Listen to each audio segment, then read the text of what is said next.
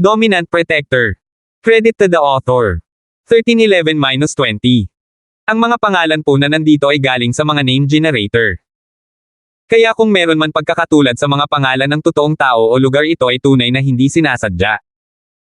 Si Zyrene ay hindi masyadong opisyal na nagbihis o kahit ano sa pagkakataong ito dahil dumiretso siya sa lugar ni Terence nang walang tigil kahit saan. Han, ang ganda mo ngayon. Malapit na sina Trixie at Zyrene. Ang ganda mo din. Ngumiti si Zyrene. Halika, pasok na tayo. Ang iilan ay pumasok sa bahay kasama si Zyrene, at ipinakilala ni Trixie sina Yasi, Josephine, at Cheryl sa kanya. Lahat ito ay aking matalik na kaibigan. Siyempre, hindi sinabi ni Trixie sa kanya na si Josephine ay nobya ni Terence. Itong malaking asawa, maliit na asawa, ay hindi isang bagay na dapat mong sabihin sa isang tagalabas ng biglaan. Magiging komplikado ito, kaya itinago nila ang kanyang pagkakakilanlan bilang kanyang kaibigan sa ngayon. Tumango si Terence kay Zyrene, binigyan siya ng isang bag ng mga pangpawala ng sakit. Narito, ito ay dapat tumagal ng ilang sandali. Binibigyan ko sila kaagad pagkarating ko dito.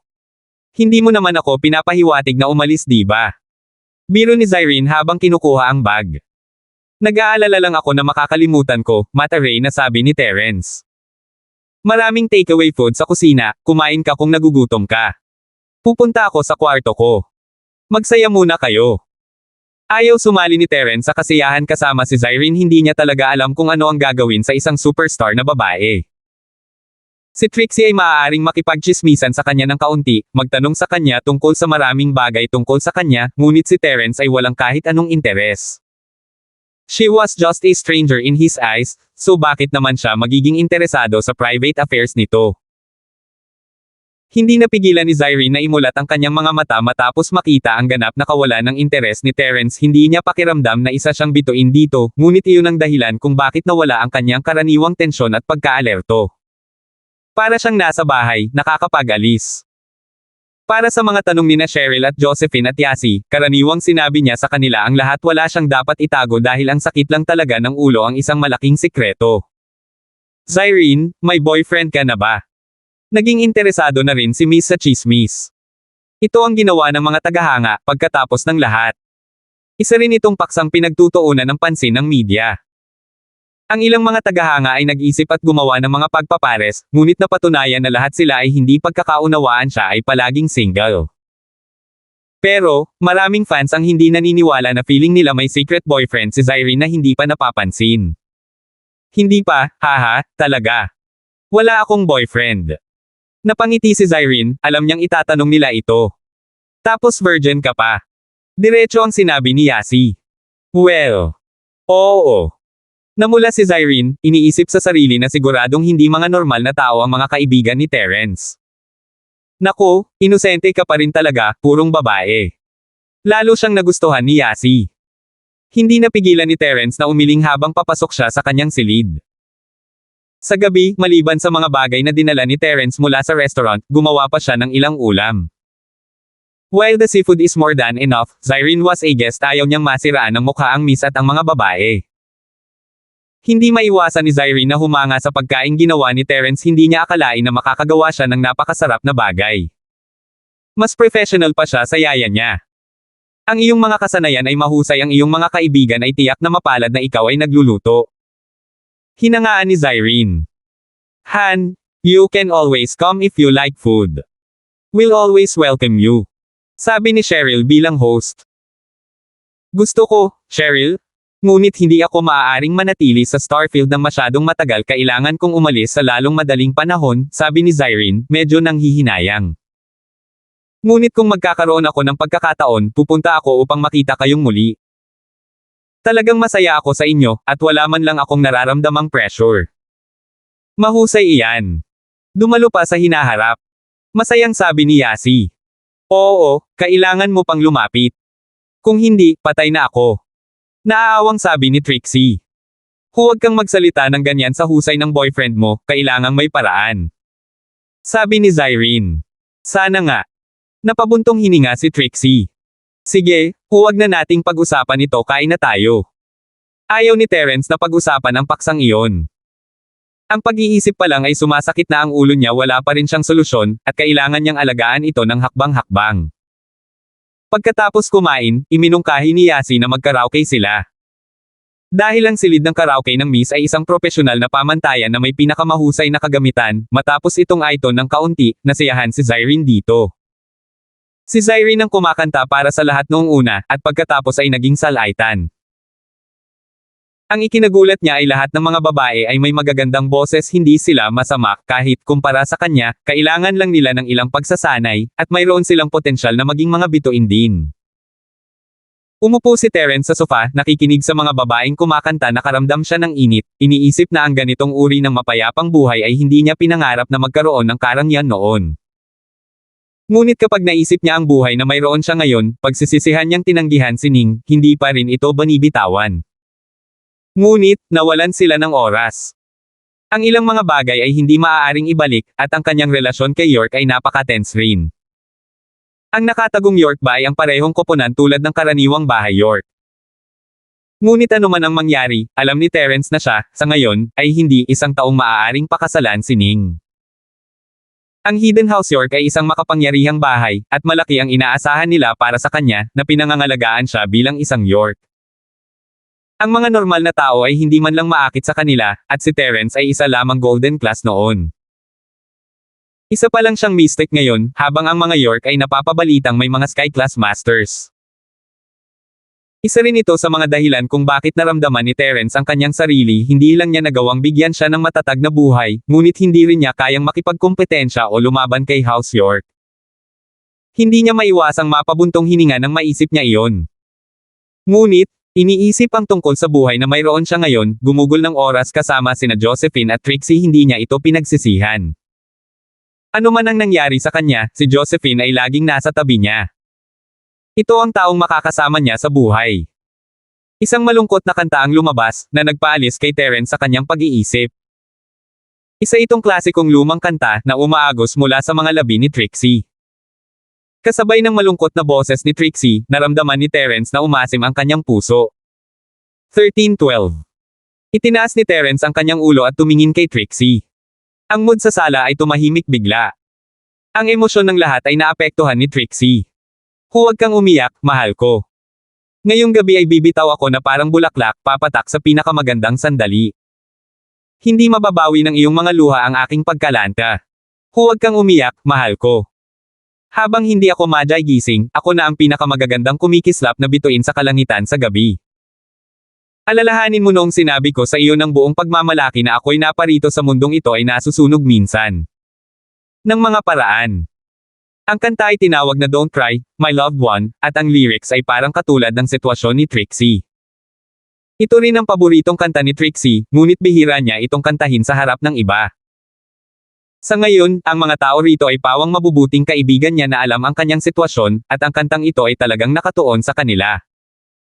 Tandaan mo ng buong pagmamalaki kung sinabi sa iyo na minsan na akong napunta sa mundong ito.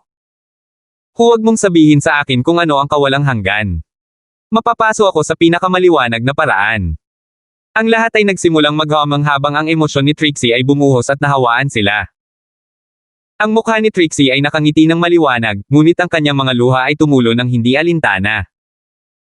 Alam niyang tiyak na malapit na ang kanyang kamatayan, at habang patuloy siyang inaaliw ni Terence, na nagsasabing may gagawin siya, hindi iyon ganoon kadali. Buhay pa sana ang kanyang ina kung may paraan. Sa mga araw na ito, hindi ito ipinakita ni Trixie, ngunit halatang halata na ang kanyang katawan ay hindi na katulad ng dati. Palagi siyang nagigising sa malamig na panginginig sa kalagitnaan ng gabi, ngunit tag-araw na. Alam ni Trixie na lumalabas ang yang aura sa loob niya kapag natutulog siya. Naunawaan niya na ang mga ilang araw na ito ay ang kanyang huling sandali. Ngayon, gamit ang kantang ito, itinuring niya ito bilang bahagi ng paghihiwalay, sinasabi ang lahat ng mga taong mahal niya, ang mga tao sa bahay na ito, ang mga taong pinapahalagahan niya, kasama na ang kakakilala pa lang niya si Zyrene na naramdaman niyang may kaugnayan. Ang mga mata ni Miss Josephine at Yasi ay lahat ng basa, at si Zyrene ay pula rin. Iba ang kumakanta nito, ngunit kinakanta ito ni Trixie. Alam nilang lahat ang konteksto. Hindi lumabas ang mga luha ni Terence, ngunit mabigat pa rin ang kanyang puso. Hindi niya alam kung may balita pa ba si Old Larkins ang santo ng doktor na iyon o ano, sino lang siya. Mahahanap ba ang kanyang mga tala o hindi? Natapos na ang kanta, at pinunasan ni Trixie ang kanyang mga luha, nakangiti sa lahat.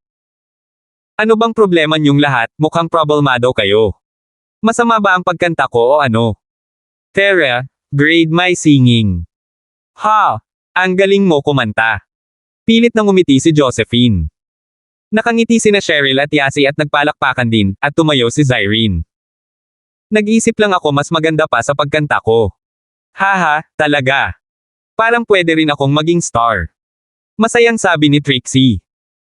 Nanatili si Zyrene hanggang sa napakagabi, hanggang sa hating gabi umalis lang siya ng ayaw pagkatapos ng mga tawag sa telepono ni Jennifer, na nagsasabing may konsyerto bukas at kailangang maghanda. Mayroon ding gamot ni Terence walang magiging problema, lalo na sa anyo ng gamot na ito. Maaari na lang niyang ilagay ito sa isang bote ng tubig sa entablado at inumin ito na parang umiinom ng tubig nang dumating ang kanyang sakit ng ulo. Walang makakapansin. Si Housekang ay lubos na nataranta ang balita ay tumama sa kanila na parang bagyo, at sina Guillermo at Polong ay nakatingin sa storage area na puno ng gamot ni Miracle Dr. Larkins. Ang gamot ni Miracle Dr. Larkins. Napalitan lahat ng packaging. Ang buong mapahamak na palengke ay puno na ngayon ng mukha ni Zyrene, at wala na ang lumang packaging ng gamot. Maliban sa mga kargade ng bundok nito sa lugar ni Housekang. Martin, ang moldite na matandang umutot na ito, ano ang ginagawa niya? Pinapalitan ang packaging. Ano ba? Hindi alam ni Guillermo ang gagawin habang nakatingin sa storage. Ang isyong ito ang pinakamahalaga ay ibinebenta natin ito sa mababang presyo, kasing baba nito, kahit 10 puntos na mas mababa, kailangan natin itong mailabas kaagad bago pa rin gamitin ng merkado ang lumang packaging. Maghintay ng kaunti pa, at pagkatapos ay mababaliw tayo. Napabuntong hininga si Polong. Iyon lang ang magagawa natin, sasabihin ba muna natin ito sa lolo mo? Tanong ni Guillermo. Sabihin natin sa kanya, at hindi na natin ito maitatago. Ngunit ang pagkakamaling ito ay hahayaan ng Harry Bastard na iyon na makakuha muli ng mga puntos, patuloy tayong nagkakagulo. Ang isang maling hakbang na iyon ay humantong sa malaking pagkatalo na ito. Ngumiti ng mapait si Polong. Nagbabasa si Miracle Dr. Kang nang marinig niya ang report mula kay Guillermo, halos himatayan siya sa galit. Ano sa mundo? Nagdurusa na sila ng 5 puntos ng pagkalugi para ma-clear ang stock, at ngayon kailangan nilang magdusa ng 10. Gaano karaming pera ang mawawala? At hindi lang ito ang problema, kung ang kanilang pag-export ng produktong ito ay hindi makakasabay, sila ang magdurusa sa mga pagkalugi para sa kanilang lahat. Kayong 2 piraso ng Shea Asterisk tea cake. Nanginginig ang buong katawan ni Miracle Dr. Kang habang nakaturo sa kanila. Tingnan mo ang ginawa mo. Kung nakinig tayo kay Harry sa simula, hindi ito mangyayari. Sinira mo ang bahay, Kang. Iyon ay... Gustong sabihin ni Guillermo na habang ang ideya ay sa kanila, ang nagpasya sa desisyon ay ang doktor mismo. Inaprubahan niya ang kanilang mga punto sa unang lugar. Kung inaprubahan niya ang kay Harry, hindi ito mangyayari.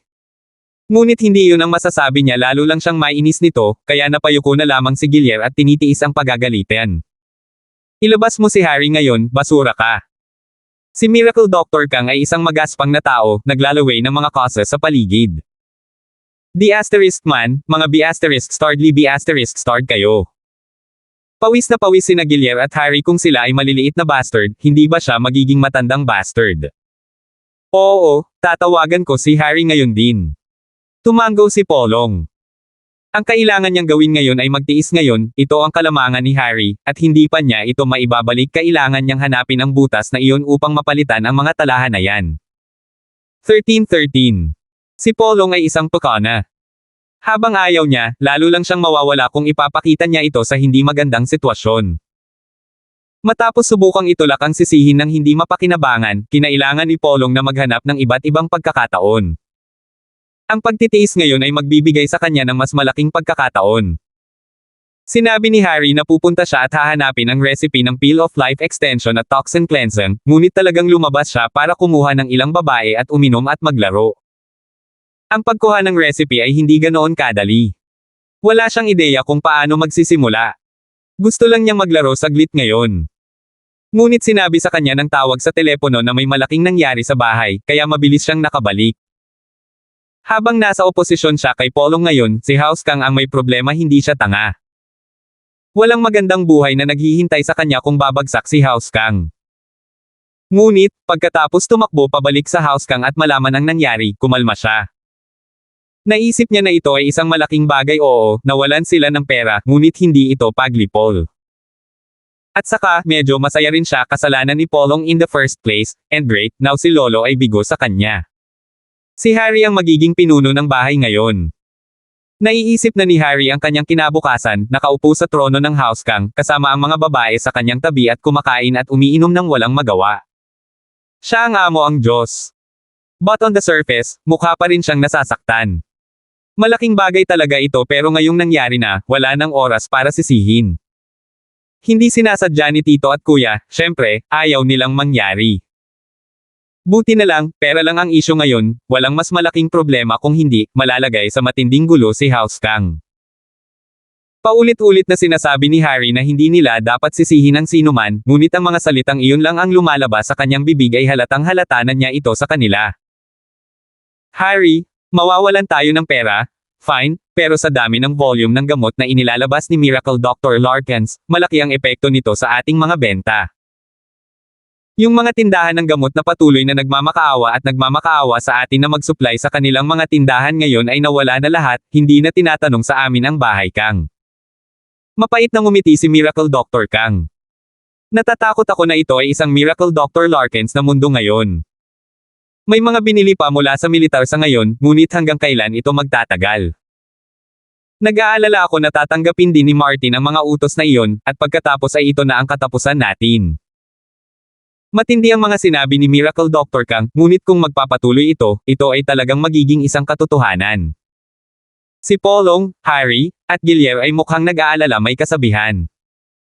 Ang isang sirang pugad ay haantong sa mga sirang itlog. Kung bumagsak si House Kang, walang anumang trono na mauupuan nila. Kaya ngayon, lahat ng tatlo ay bumitaw sa kanilang pag-aaway, ibinaba ang kanilang mga ulo ng husto. Sa pagkakataong ito, tinawag kita ay para pag-usapan ano ang dapat nating gawin ni House Kang. Ano ang maaari nating gawin para mahawakan ito? Madilim ang hinaharap. Napabuntong hininga ang doktor. Sabihin mo sa akin ano ang plano natin. Nagkatinginan sina Guillermo at Polong, wala silang magandang plano. Walang gaanong card si House Kang, isang recipe lang para sa Golden Injury Medicine, at iyon na. Tapos na sa kanila kung may papalit niyan. Gumawa si House Kang ng normal na gamot tulad ng gamot sa sakit ng ulo at gamot sa trangkaso, ngunit ang mga iyon ay gumamit ng mga karaniwang recipe. Napakaraming tao ang gumagawa nito, at magiging napakahirap. Inilagay nila ang pangalan ng Miracle Dr. Kang sa packaging noon, at nakapagbenta sila ng ilan, ngunit hindi nagagana ang pangalan. Ang mga gamot na iyon ay magiging kapareho ng anumang karaniwang gamot, at habang ang House Kang ay hindi magugutom, magiging isang normal na bahay lamang ang mga ito, hayaan ang isang marangal na bahay. Lolo, pakiramdam ko ay nasa balikat ko ito. Pakiramdam ko ay malaki ang responsibilidad ko kung kukuha ako ng recipe sa Peel of Life Extension at Toxin Cleansing, malulutas ang lahat. Sinabi ni Harry pagkatapos ng ilang pag-iisip. Sa totoo lang, hindi niya alam kung ano pa ang sasabihin. Tama ka. Tama si Harry, well. May tiwala ka ba? Tumango ang doktor, nasiyahan. Sa mga araw na ito, patuloy akong naghahanap ng aking mga kaibigan upang uminom at humila ng mga koneksyon. Ang bagay na ito ay hindi maaaring madaliin, kailangan nating magbid ng ating oras. Ang recipe ay itinatago ng lihim. Pagkatapos ng lahat, ang mga normal na pamamaraan ay hindi gagana. Sabi ni Harry. Totoo yan, kailangan mong magtrabaho ng husto. Sabi ng doktor. Mula ngayon, lahat ng mapagkukunan ng House Nag ay ibibigay sa iyo upang magamit, ngunit kailangan mong gamitin ang layunin ng recipe ng Peel bilang prioridad. Naiintindihan ko, hayaan mo na ako. Tumango siya. Tuwang-tuwa si Harry nang marinig ang desisyon. Ang ibig sabihin nito ay mayroon na siyang awtoridad sa ulo ngayon. Malapit na siyang maging pinuno ng bahay. Lumubog ang puso ni Polong nang marinig ang mga salita. Kahit na pinangalanan na siya ng kanyang lolo bilang pinuno, hindi siya kailanman nagbigay sa kanya ng napakaraming mapagkukunan, ngunit ngayon. Ayaw ni Polong na magpatuloy ito, ngunit wala siyang masabi. Ang tanging pag-asa niya ay ginulo ito ni Harry at hindi niya makuha ang recipe, ngunit kung ganoon nga, matatapos ang House Kang. Sa sitwasyong kinalalagyan nila, kung walang lumabas na pangunahing recipe ng gamot, wala silang maraming barahan na laruin. Nadama ni Polong ang labis na pagsalungat, gusto niyang mabaigo si Harry, ngunit sa parehong oras, hindi niya ginawa. Kung siya ay nabigo, kung gayon kahit na si Polong ang naging pinuno, ano? Para silang maliit na pamilya, at hindi ito isang tagumpay. Ngunit kung magtagumpay siya, tiyak na si Harry ang magiging pinuno. Paano niya gagawin ito upang makuha ni Harry ang recipe ngunit hindi maging ulo? Nagsimulang mag-isip si Polong, kailangan niya ng plano. Si Harry naman ay nag-iisip kung paano niya kukunin ang recipe. Sobrang nakakabahala, malamang Miracle Dr. Larkins lang ang mayroon nito. 13-14. Maaaring isang tyrant si Harry, ngunit hindi siya tanga. Hindi lamang sino man ang makakaalam ng isang mahalagang recipe. Isa itong matinding corporate secret. Magugulat ang lahat ng maharlikang bahay kung ang recipe ay ilalabas. Maaaring tinanggap ni Harry ang gawain ng buong kumpiyansa, ngunit talagang mahirap gawin ito. Alam niya kung gaano siya kagaling, at hindi iyon gaanong alam niya na nasuhulan lang siya para sa recipe na iyon, nakuha ito mula sa Vice CEO ng kumpanya ni Miracle Dr. Larkins. Ngunit hindi ito gagana kay Martin. Hindi niya ibibigay sa kanya ang recipe para sa pera. Tanga lang ang gagawa nun. Kailangan ni Harry ng ibang plano. Sa uri ng tao ni Martin, ang tanging paraan para makuha niya ang recipe ay kung si Martin mismo ang gustong gumawa nito.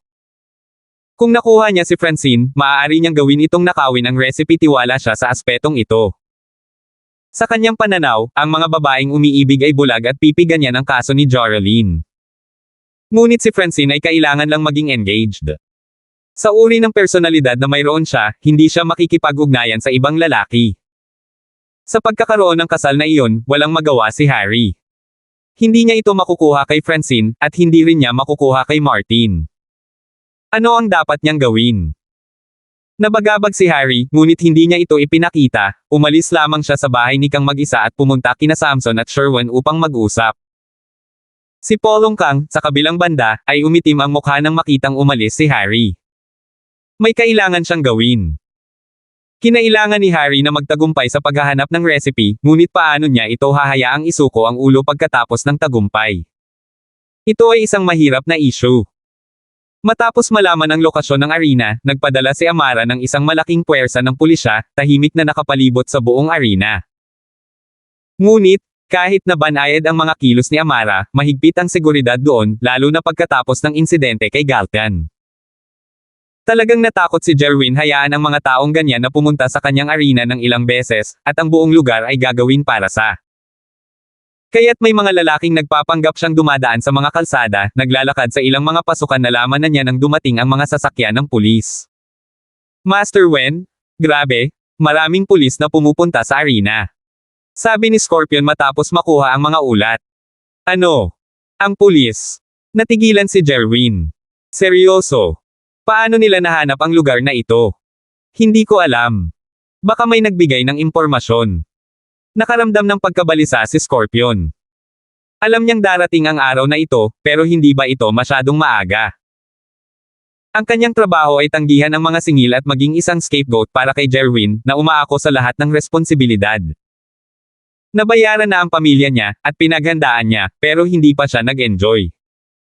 Pero, kahit ayaw niya, kailangan niyang mag-stand out.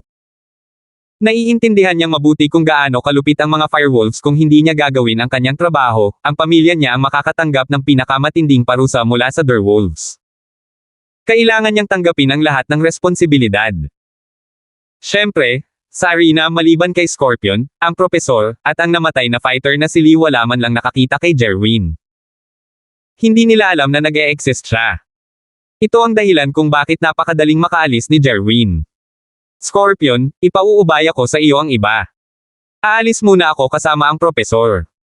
Sinabi ni Jerwin pagkatapos ng isang buntong hininga, nagpas siyang sumuko, kumita na siya ng malaki sa arena, sapat na. Oras na para bumitaw.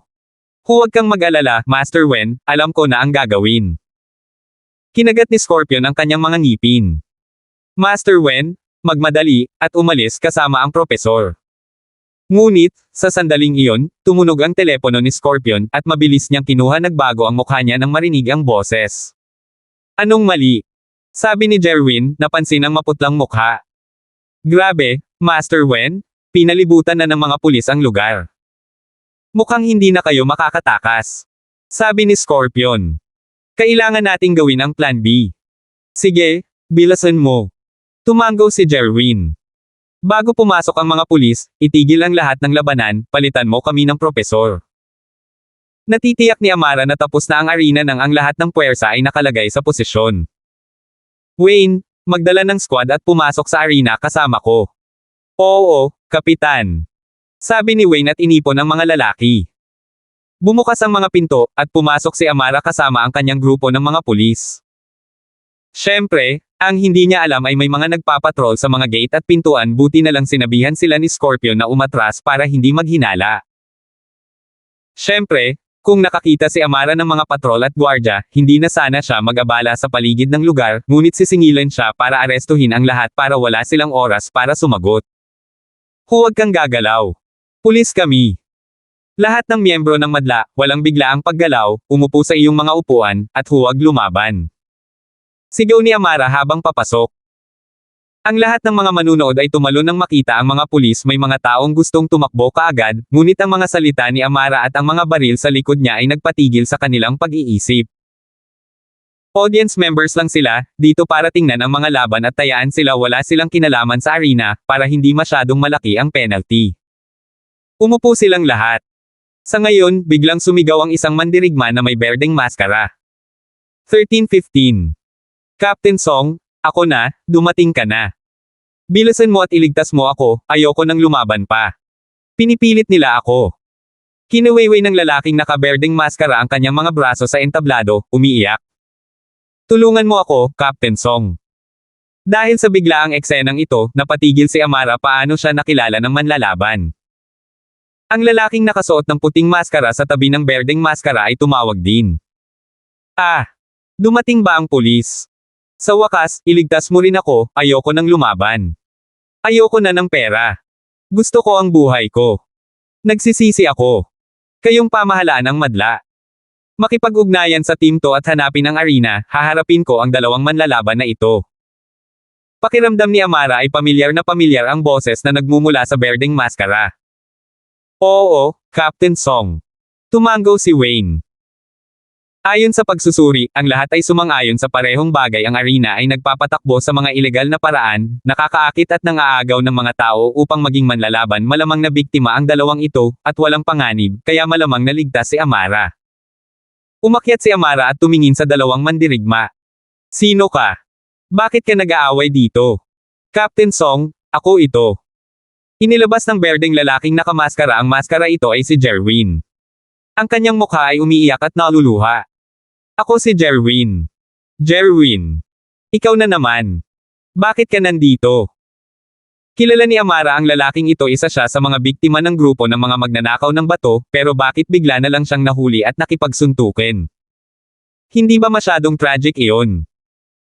Nagpunta ako sa ospital para suriin ang aking bato, at may nagsabi sa akin na may kilala siyang isang himalang doktor na makakapag-ayos sa akin, na gagawin akong isang lalaki muli, at kaya ako ay dumating.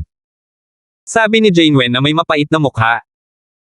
Napagtanto ko lang na naloko ako pagdating ko dito. Binigyan nila ako ng excitement injection at adrenaline shot, tinulak ako dito at pinalaban ako, sinasabing mamamatay ako kapag hindi ako nakinig.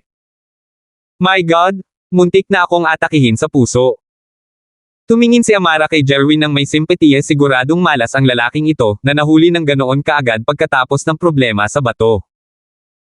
Bagaman, ang mga bagay na sinabi niya tungkol sa mga bato at pagiging isang tao ay medyo hindi makapagsalita. Sige, ayos lang, bumalik ka sa istasyon at gumawa ng talaan. Hindi nagalinlangan si Amara sa mga salita ni Jerwin. Siya ay isang mandirigma sa entablado, at alam niya na ang isang malaking young master na tulad niya ay hindi lalaban sa isang arena anuman ang halaga. Ito ay magiging isang biro. I got lied, officer. Some guy said to me that he'd give me 200 grand for a performance. I don't know, it was fighting. Ayokong lumaban. Ang dati kong buhay ay nasa linya dito. Isa itong lalaking nakaputi ang propesor. Siya at si Jerwin ang pinalitan ng mga manlalaban sa entablado, at hindi napansin ng mga manunood na sila ay lumipat sa kanilang sarili dahil ang mga pulis ay sumabog kaagad pagkatapos pumasok. Hindi pa nila iyon iniisip ngayon, kailangan nilang protektahan ang kanilang sarili mula sa mga pulis. Isa pa, nakamaskara ang mga tao sa entablado, napakahirap pansinin. Gamit iyon para sa kanilang kalamangan, pareho silang nakakuha ng excitement at adrenaline injection, at ginawa ang hakbang na ito na tinatawag na Golden Cicada, removing its shell.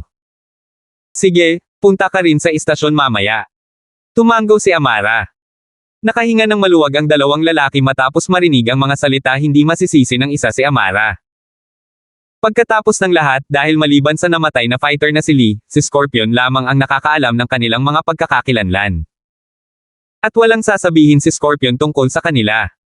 Walang pagtutol mula sa bahagi ni Scorpion nang ilabas siya ng mga pulis. Kalmado ang kanyang mukha. Alam niyang darating din ang araw na ito maya-maya. Ang maluwalhating arena ay ginawa sa loob lamang ng isang gabi. Sa silid ng interogasyon, inamin niya ang lahat ng walang pagtutol na sinasabi sa kanila ang kanyang mga krimen. Nang tanungin tungkol sa pondo para sa arena, inilabas niya ang pangalan ng isang internasyonal na organisasyon ng krimen, isa sa mga kaaway ng Firewolves. Wala siyang pakialam na magdulot ng gulo sa kanila. Siyempre, tungkol sa mga detalye, pinaghandaan na iyon ng mga Firewolves.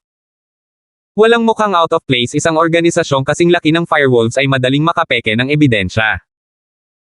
Kaya naman, kahit seryosong pumunta si Amara at mag-imbestiga ng malalim, hindi pa rin ito magdadamay kay Jerwin, ang propesor, o maging ang mga Firewolves. Ang pagtatapos ng arena ay hindi talaga nakaapekto sa karamihan ng mga tao, maliban sa mga tumaya ay nakakuha ng iba't ibang antas ng parusa. Nagpatuloy ang buhay, at si Trixie ay naging mas matamlay at nagkasakit. Hindi siya magising, at ayaw niyang pumasok sa paaralan, manatili sa bahay at tumanggi na lumabas, naglalagay ng heater sa kanyang silid habang nakayakap siya sa malalalim na kumot, bumahing at bumahing. Si Terence, ang Miss, Yasi, at Josephine ay nag-aalala lahat, ngunit wala silang magagawa tungkol dito. Ang enerhiyang yang ni Trixie sa kanyang katawan ay lalong nagiging tyrannical, na sumasakop sa kanyang buong katawan, na pinalamig siya sa isang araw na kasing init nito. Naunawaan niya na malapit nang matapos ang kanyang oras. Si Terence, ang Miss, Yasi, at Josephine ay hindi rin pumasok sa paaralan, ginugugol ang kanilang oras kasama si Trixie habang lumilipas ang kanyang mga huling araw. Natapos na rin nila ang curriculum. Revisions lang sa klase ngayon. Sa kakayahan ng tatlong babae na matuto sa sarili, hindi talaga magiging problema ang hindi pag-aaral. Magaling sila sa iba't ibang topic, topo, para makatulong sila sa isa't isa. Trixie, anong ginagawa mo? Curious na tanong ni Josephine habang nakatingin kay Trixie na may sinulid. Gusto kong maghabi ng sweater para kay Terence, sabi ni Trixie. May gusto akong iwan para sa kanya, pero parang hindi ko na kayang tapusin, patay na ako bago ko matapos itong alaala. Kaya gagawa na lang ako ng scarf, pero kahit scarf hindi pa rin tapos. Oh, madali lang yan, huwag kang mag-alala, gagawin ko sa iyo, sabi ni Yasi. 13:16. Ayos lang. Ako mismo ang gagawa. Umiling si Trixie, tinatanggihan si Yasi. Ito ang regalo niya kay Terence. Ayaw niyang may tumulong. Halika. Medyo nalungkot si Yasi na tinanggihan siya. Shoo, itigil mo na ito. Tama si Trixie, hayaan mo siya mismo ang gumawa nito. Mas makabuluhan ang ganoong paraan. Kung gusto mo, gumawa ka. Sabi ni Cheryl. Oh. Tumango si Yasi, walang sinasabi. Umupo si Terence sa tabi niya, sobrang down. Ito ang unang pagkakataon na nagkaroon siya ng ganitong uri ng walang magawang pakiramdam noong nakaraan, kahit anong mangyari, mag-iisip siya ng mga paraan upang makatulong na malutas ito, ngunit ngayon. Wala na siyang magagawa. Nang tuluyan na siyang mawalan ng magawa, tumawag si Old Linford. Matanda Linford, sa wakas ay tumawag ka. Si Terence ay nakaramdam ng labis na emosyon. Inilagay niya ang lahat ng kanyang huling pag-asa sa matanda. Yung sinaunang doktor na santo na pinag-usapan mo sa akin, mayroon ka ba? May nahanap ako, pero masamang balita. Napabuntong hininga si Old Linford. Huwag kang masyadong malungkot kapag sinabi ko ito sa iyo. Paano magiging masamang balita kung may nahanap ka? Hindi kaya nag-e-exist ang Fire Devil's Fruit? Napakurap si Terence, nag-aalala. Hindi ko matiyak kung nakita ko na ito dati, kaya hindi ko alam kung mayroon. Sabi ni Old Linford. Ang sinaunang Dr. Saint na ito ay tinatawag na Li Juzang, na kumpirma ko na siya ang lalaki. Pero ang kanyang mga tala sa medisina. Dinala daw niya ito sa libingan, kaya naputol ang impormasyon. Ano? Li Juzang. Sigaw ni Terence. Sinasabi mo na ang kanyang mga medikal na tala ay maaaring nasa kanyang libingan. Oo, ano ang ikinatutuwa mo? Hindi alam ni Old Linford kung ano ang nangyari.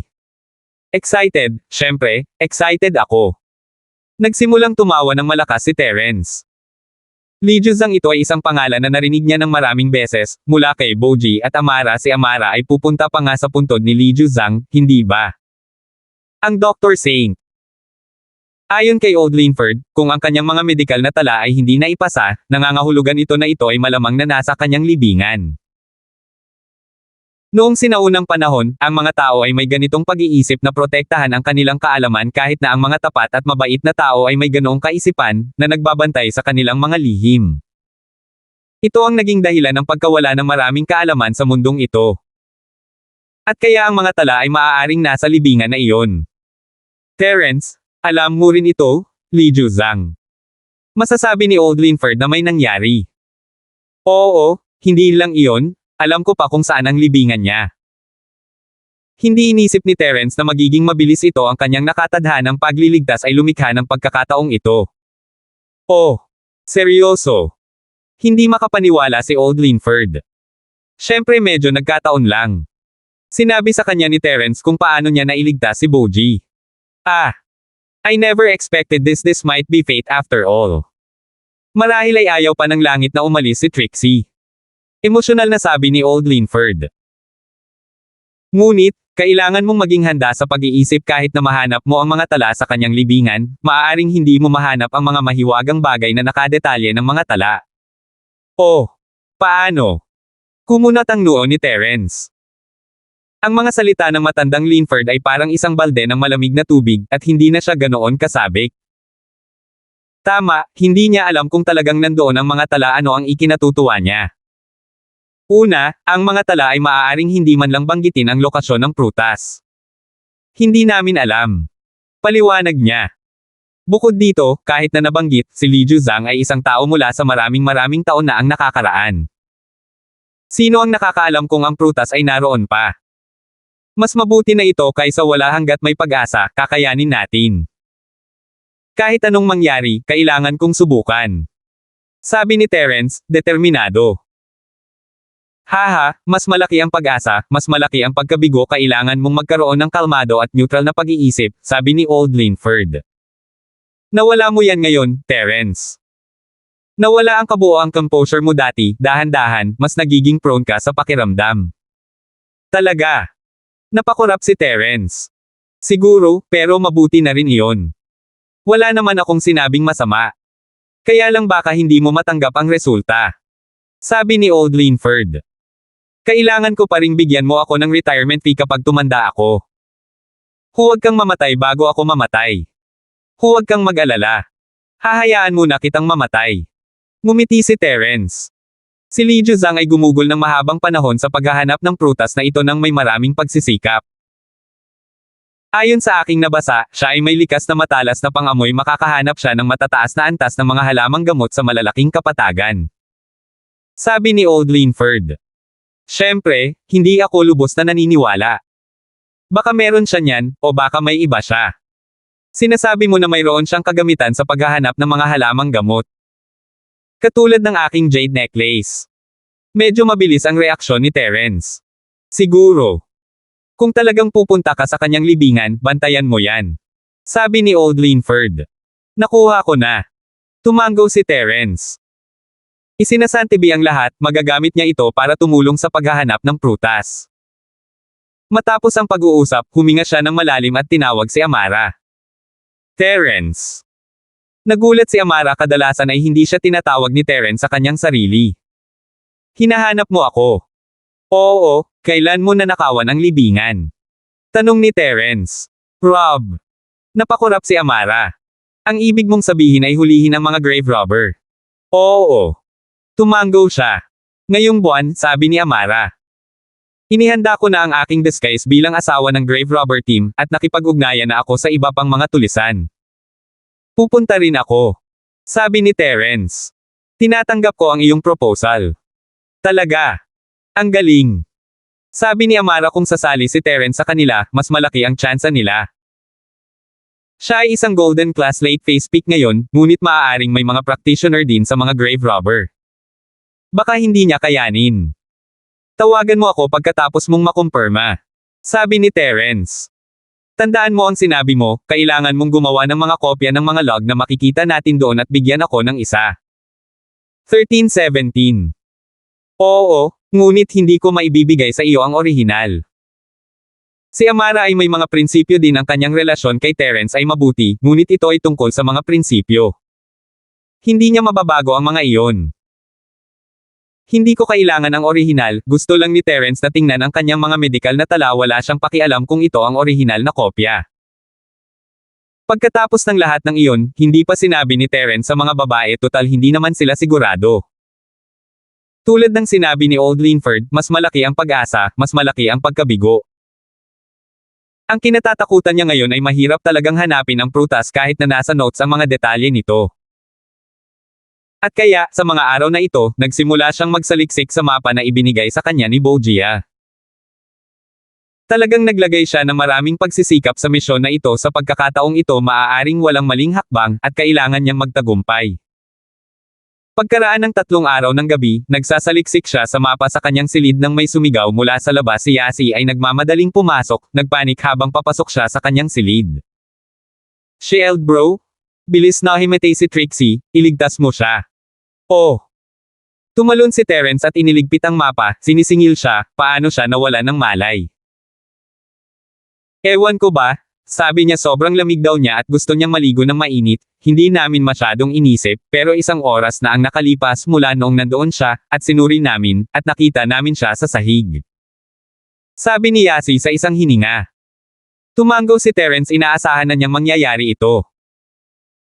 Ang sakit ni Trixie ay lalabas nitong ilang araw, o bukas o sa makalawa, ngunit gayon paman, mabigat ang pakiramdam ng kanyang puso.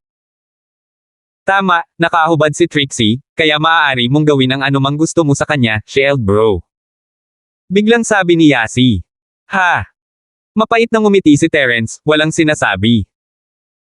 Si Yasi ay maaaring mukhang pipi at lahat, ngunit naunawaan ni Terence na nakita niya ang hitsura nito, gusto lang niyang gawing mas magaan ang pakiramdam niya. Mabilis siyang pumasok, nakita si Trixie na nakahiga sa batya. Si Josephine at Cheryl ay nakatayo roon, nag-aalala, ngunit hindi nang ahas na hawakan si Trixie. Hindi umimik si Terence, niyakap siya at pumunta sa tabi ng kwarto at inihiga siya sa kama. Kinagat niya ang braso niya at hinayaang tumulo ang dugo sa katawan niya. Terence, kailangan mong maging handa, mukhang hindi ito maganda. Narinig ang boses ni Elder George. Oh! Elder George, anong problema? Tumibok ang puso ni Terence nang marinig niya ang nag-aalalang boses na iyon. Ang oras na ito ay mas seryoso kaysa sa inaasahan ko, ang aura ng Yang ay sumalakay na sa bawat sulok ng kanyang katawan, napakalakas nito na kahit ako ay ramdam na ramdam ko ito mula rito. Sabi ni Elder George. Bumagsak ang puso ni Terence. Tapos sa pagkakataong ito, subukan mo. Ngunit huwag mong pilitin ang iyong sarili, huwag kang mamatay sa pagkawala ng dugo bago mo siya mailigtas. Bumantong hininga si Elder George. Tinanguan ni Terence ang kanyang ulo, hinayaan ang kanyang dugo na patuloy na tumulo pababa sa kanyang katawan. Lumipas ang oras, at sa pagkakataong ito, hindi na bumuti si Trixie. Lalo lang siyang namutla. Limitado ang dugo sa katawan ng tao, pagkatapos mawala ang 15% ng iyong dugo, magugulat ka. Ang pagkawala ng 30% ay maglalagay sa iyong buhay sa panganib. Ngunit ang konstitusyon ni Terence ay mas malakas kaysa sa karaniwang tao, at natalo na siya ng higit sa 50%. Ang isang normal na tao ay namatay na. Terence, tama na, baka malagay ka sa malaking problema kapag patuloy kang dumudugo. Kahit na may Art of Dragon Mastery, baka mamatay ka lang sa sobrang pagkawala ng dugo. Paalala ni Elder George. Umiling lang si Terence, ngunit mukhang hindi gumaling si Trixie. Hindi niya mapigilan. Ito ang huling pagkakataon kung susuko siya ngayon, nangangahulugan ito na hindi na magigising si Trixie. At kaya, ipinadala niya ang kanyang Art of Dragon Mastery, hinayaan ang kanyang katawan na ayusin, lumikha ng mas maraming dugo. Ang oras na kinuha para sa produksyon ng dugo ay hindi tumugma sa bilis ng pagkonsumo ng dugo kahit na may suplemento ng enerhiya na nag-aayos sa kanya, kahit na ang malakas na katawan ni Terence ay hindi napigilan. Nakaramdam siya ng pagkahilo. Kailangan niyang kumapit. Kinailangan niya. Paulit-ulit na pinapaalala ni Terence sa kanyang sarili na hindi niya kayang bitawan ito na ang huling pag-asa, at kung hindi magising si Trixie ngayon, walang saysay na mag-grabe-robbing. Walang saysay na tumingin sa mga tala at makahanap ng ilang bunga ng espiritong apoy. Hindi niya kayang sumuko. Sina Josephine, Cheryl, at Yasi ay lahat ay tumingin kay Terence, na ang mukha ay lalong namutla. Nag-aalala sila, ngunit alam nilang hindi nila siya maaabala sa ngayon umaasa lang sila na gagana ito. Terence, itutuloy mo ba? Naisip mo na ba na baka mamatay ka? Nag-aalala si Elder Jayo pinapatay ni Terence ang sarili niya. Elder George, hindi mo na ako kailangang bigyan ng babala, alam ko ang ginagawa ko. Kahit nabanta nito ang buhay ko, kailangan kong magpatuloy, wala akong ibang pagpipilian. Sabi ni Terence sa kanyang puso. Elder George, walang backup kung susuko ako ngayon, kahit na mahanap ko ang prutas, wala itong silbi. Malakas na bumantong hininga si Elder George at itinikom ang kanyang bibig. Lumalabo na ang paningin ni Terence, at hindi na malinaw sa kanya ang mukha ni Trixie. Hindi na siya nakatiis. Tadhana kaya ang lahat ng ito. Pagkatapos ng lahat ng kanyang pakikibaka at pagtutol, hindi niya kayang lagpasan ang araw na ito. Ito ay ito. Pakiramdam niya ay unti-unting nanghina ang kanyang sarili na para bang nagsimulang lumabas ang mga hallucinations. Tila nakita niya ang ngiti ni Trixie, ang malungkot na pag-awit. Tandaan mo noong sinabi kong may pagmamalaki. Na dumating na ako sa mundong ito, huwag mong sabihin sa akin kung ano ang kawalang hanggan, lalabas ako sa pinakamaliwanag na. Nawala ng malay si Terence sa sahig. Kahit na ang isang practitioner ay hindi makayanan ang dami ng pagkawala ng dugo, siya ay pinilit sa Jade Space. Napagtantong buhay pa siya, bumantong hininga si Terence habang nakatingin sa blanko na si Elder George. Parehong natahimik. Nabigo siya. 13:18. Anong ginagawa mo nakaupo dyan? Hindi ba dapat nag-aayos ka ng katawan mo? Inip na saway ni Elder George. Tumalon si Terence na paatras mula sa kanyang kalungkutan. Oo, habang nabubuhay siya, may pag-asa. Kahit na walang malay si Trixie ngayon, may pag-asa pa rin. Matapos gumaling ang kanyang katawan, maaari siyang magpatuloy sa paghahanap ng mga paraan upang mailigtas siya, hindi ito tulad ng walang pag-asa. Hanggat nabubuhay pa si Trixie nang magising siya, posible. Sa pag-iisip, seryoso siyang tumingin kay Elder George. Salamat, Elder George. Ang pangungusap mo na iyon ang nagpatahimik sa akin ng bigla, salamat. Magsisikap muna ako para makabawi. Oo, basta naiintindihan mo. Tumango siya. Ipinikit ni Terence ang kanyang mga mata at umupo ng naka-crossleg, sinimulan ang pag-awit para sa Art of Dragon Mastery, hinihigop ang enerhiya sa paligid niya. Lumipas ang oras, at dahil walang malay ang katawan niya sa labas, hindi niya alam kung ano ang nangyayari, kailangan munang ayusin ang katawan niya. Si Thomas, sa kabilang banda, ay nagmamadaling dumating pagkatapos matawagan si Josephine sa telepono. Mag-ama sila, ngunit masama pa rin para sa kanya na makita itong hubot-hubad.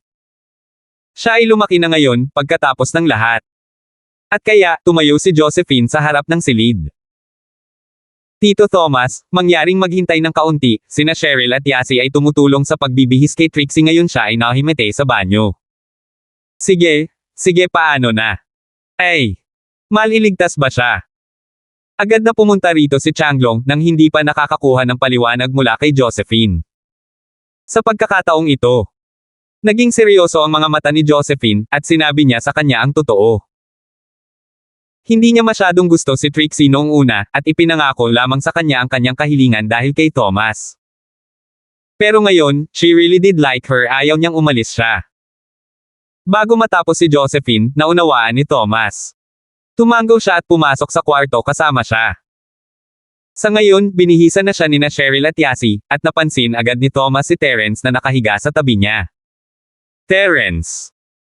Akala ni Thomas ay ginagamot ni Terence si Trixie, ngunit hindi niya inaasahan na doon din siya nakahiga. Natutulog ba siya? O. Masyadong maraming dugo ang nawala kay Terence sa pagsisikap na iligtas si Trixie. Siya ay nahimatay. Bumantong hininga si Josephine. Nag-aalala siya para kay Terence, ngunit alam niya kung gaano kabaliw ang kanyang kakayahan sa pagbawi. Hindi na kailangang mag-alala ng labis. Kung gayon, Trixie. Napakaputla ng mukha ni Thomas. Kung si Terence ay nahimatay dahil sa pagkawala ng dugo, na hindi pa rin nagigising si Trixie, ibig sabihin. Hindi namin alam. Hindi pa siya nagigising, ngunit napakahina ng kanyang tibok ng puso at paghinga. Gustong sabihin ni Josephine na hindi pa siya patay, ngunit hindi iyon maganda. Akala niya ay maiintindihan ni Thomas. Napabuntong hininga si Thomas habang nakatingin sa anak. Dumating ba ang araw? Hindi ba talaga sila makakatakas sa sumpang ito? Talagang sinusundan ni Trixie ang yapak ng kanyang ina. Sa pagtingin sa maputlang si Terence sa tabi niya, nakaramdam siya ng labis na pagkakasala, pakiramdam na siya ay nagkasala sa kanya. Kung hindi dahil sa kanyang kahilingan, hindi sana ganoon na lamang ang pakikisalamuhan ni Terence sa kanyang anak at hindi siya sasali ng ganito. At ngayon, ginawa na ni Terence ang kanyang misyon na iligtas si Trixie sa ganoong halaga. Hindi lang 2 beses niya itong iniligtas mula sa masasamang tao, ngunit paulit-ulit din niyang ibinalik siya mula sa tarangkahan ng impyerno. Bihira talaga ito kahit ang tunay na magkasintahan ay baka hindi ganoon kalayo, hayaan ang mga peke. May kasabihan na ang mag-asawa ay parang mga ibon mula sa iisang kagubatan. Kapag nagkakagulo ang kagubatan, lumilipad sila sa kani-kanilang landas. Napakaraming halimbawa sa mundong ito, at hanggang dito na lang si Terence nang hindi inaalagaan ang kanyang katawan. Hindi alam ni Thomas kung paano siya gagantihan. Salamat sa lahat ng ginawa mo sa mga araw na ito bilang ama ni Trixie. Nagpapasalamat talaga ako sa iyo, sa paggugol sa mga huling sandali kasama siya. Sigurado akong ito na ang pinakamagagandang araw niya sa buhay. Tumayo si Thomas, napaka-solemn na habang nagsimulang yumoko.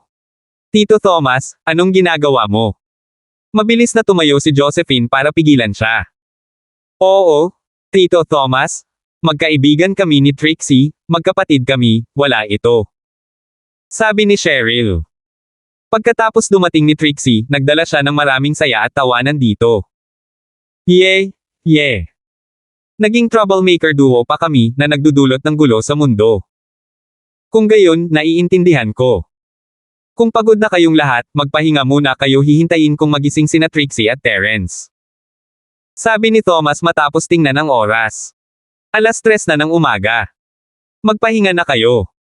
Ayos lang, nag-aalala rin kami kina Terence at Trixie, umiling si Josephine.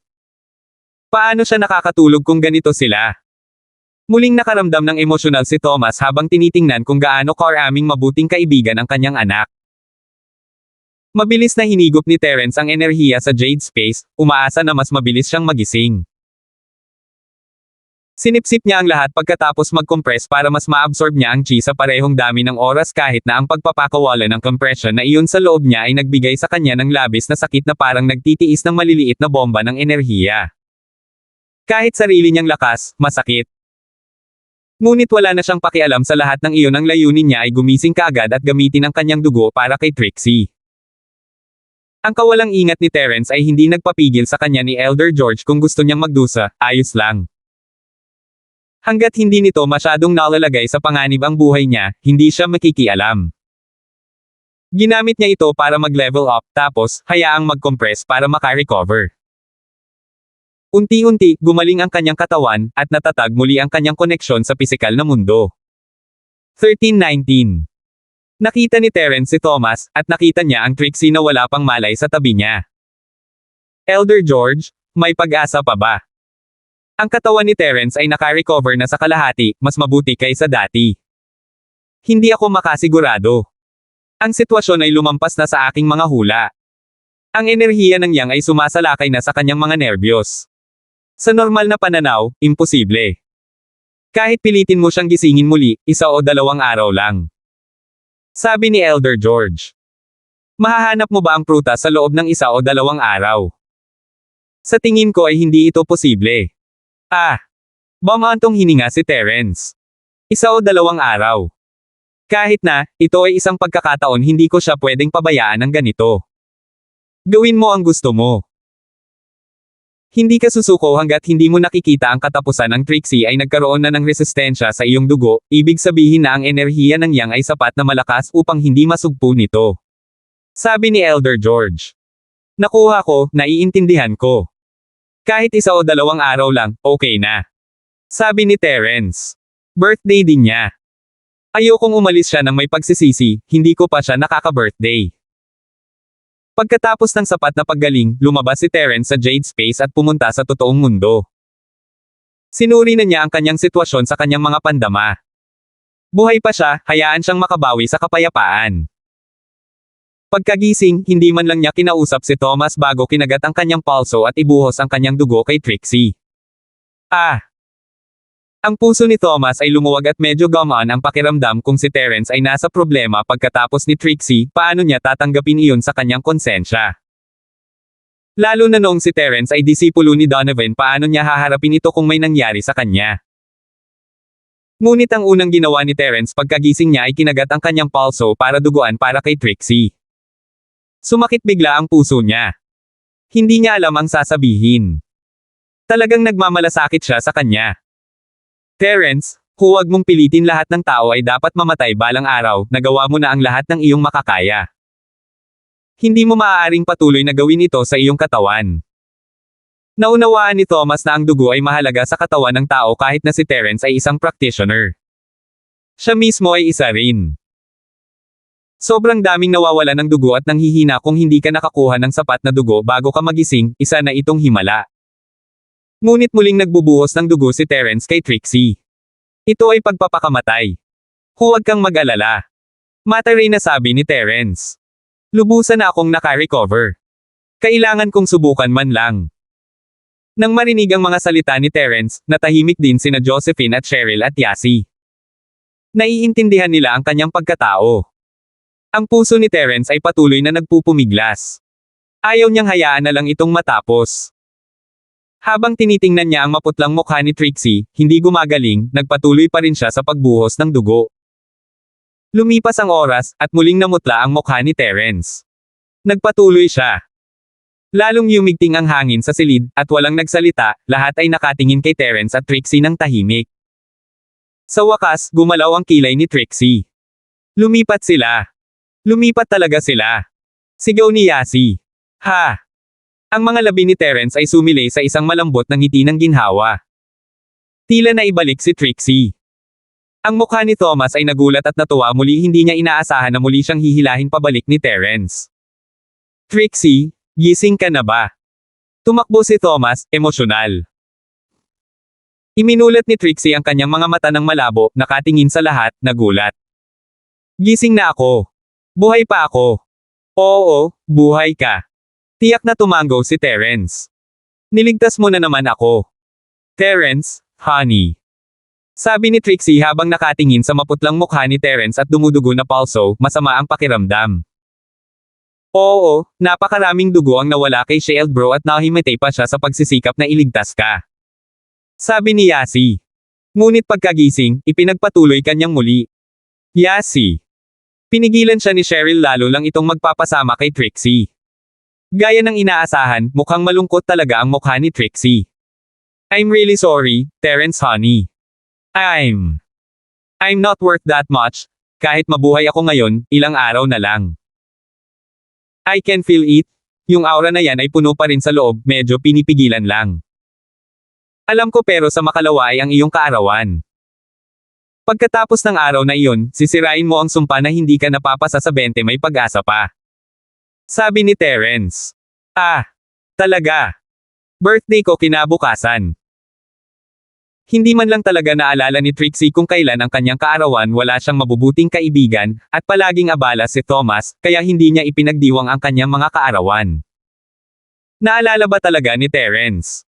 Nakita ko sa ID mo. Ngumiti si Terence. Sige, iwan natin ang malungkot na bagay, ayos ka na ngayon. Okay. Malakas na tumango si Trixie pagkatapos ng ilang pag-aalinlangan. No matter what, she lived now. Sino ang nagmamalasakit kung ito ay ilang araw lamang? Hindi niya kayang sayangin ang pagsisikap ni Terence, di ba? Muling nagliwanag ang langit, lumipas na ang buong gabi, at habang kakagising pa lang ni Trixie, pagod pa rin talaga siya. Matapos magsalita ng kaunti, humikab siya.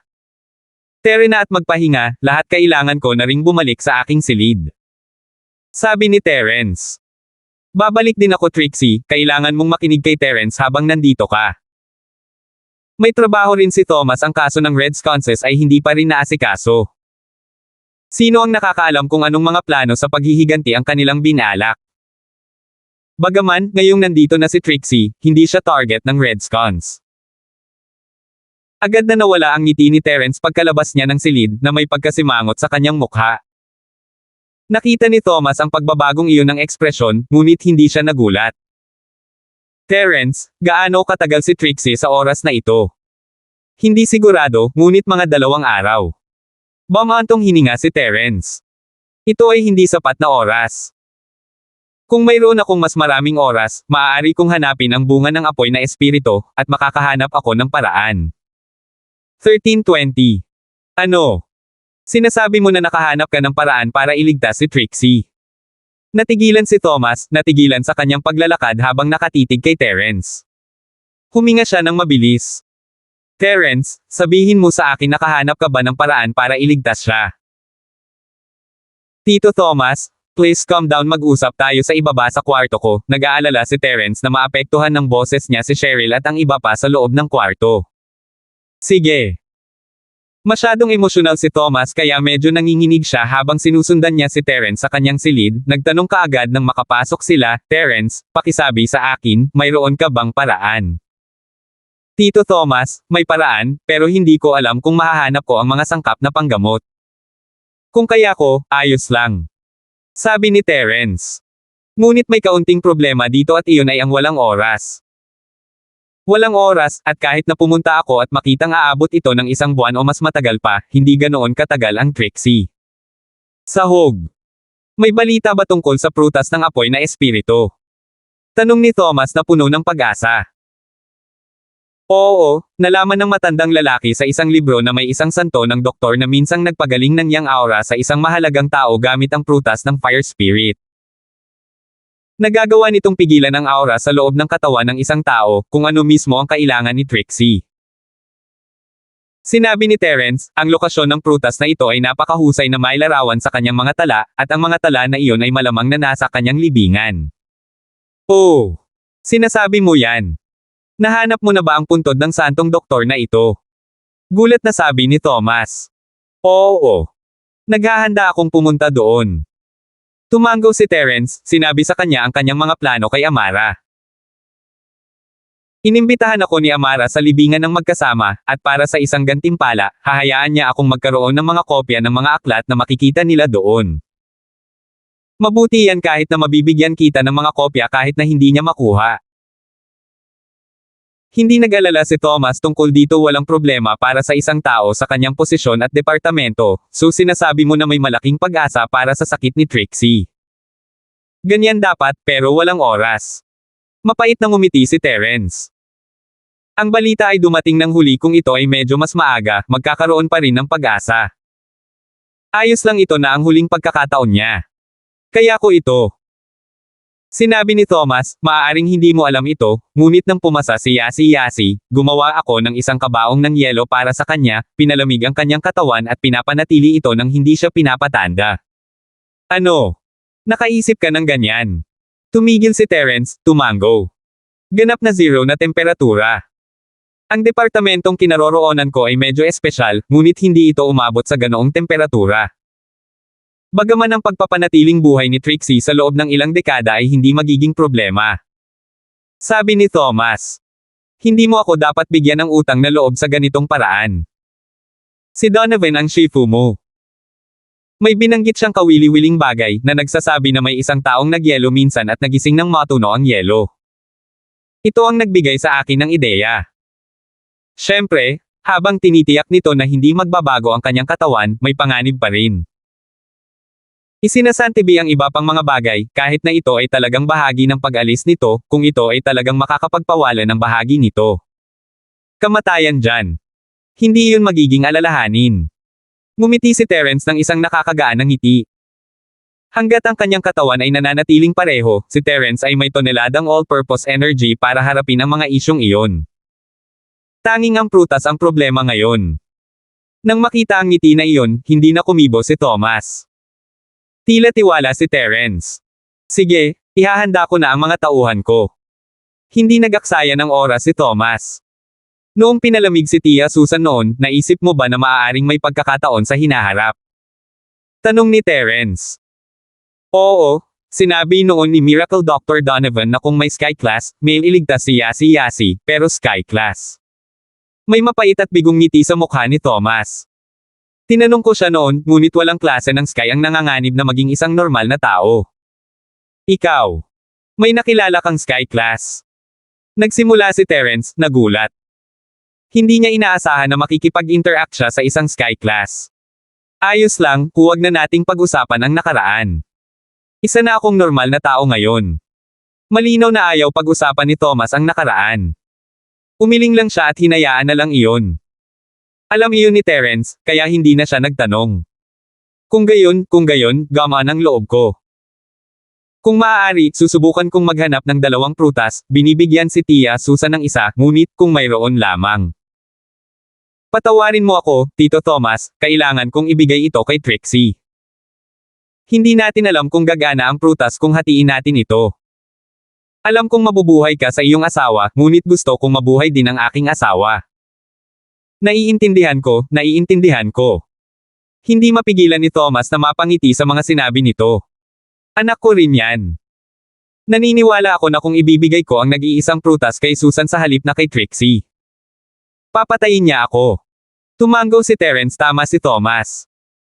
Sinong pares ng mga magulang ang hindi gustong maging ligtas at mapayapa ang kanilang mga anak? Ibibigay nila ang kanilang buhay para sa kanila. Si Susan ay magkakaroon ng parehong mga iniisip. Naniniwala si Terence na kung magkaanak sila ni Trixie, gugustuhin ni Trixie na ibigay din ang prutas sa kanilang anak, hindi para sa kanyang sarili. Matapos paalisin si Thomas, si Terence ay nakaramdam ng pag-asa, pinawi ang lahat ng negativity. Hanggat ang pag-aalala sa oras ay naayos, pagkatapos ay walang anumang mga problema. Ang prutas ng apoy na espiritu, naniniwala si Terence na kung magsisikap siya ng husto, tiyak na mahahanap niya ito. Kahit na ipagpalagay nila ang pinakamasama at nabigo silang mahanap ito, maaari na lang niyang sanayin ang sarili sa Sky Class at pagalingin siya. Nawalan ng lakas. Hindi siya natatakot doon. Bumagsak siya sa 0 sa lahat ng oras para sa kanya, at iyon ang pinakadulo, hindi ba? Walang anumang mga negatibong antas. Kaya naman, tuwang-tuwa siya, hindi niya napigil ang tumalon sa tuwa.